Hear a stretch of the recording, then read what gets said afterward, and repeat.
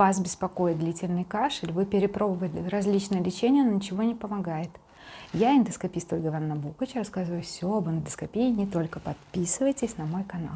Вы знаете, что причина кашля может быть не в дыхательной системе.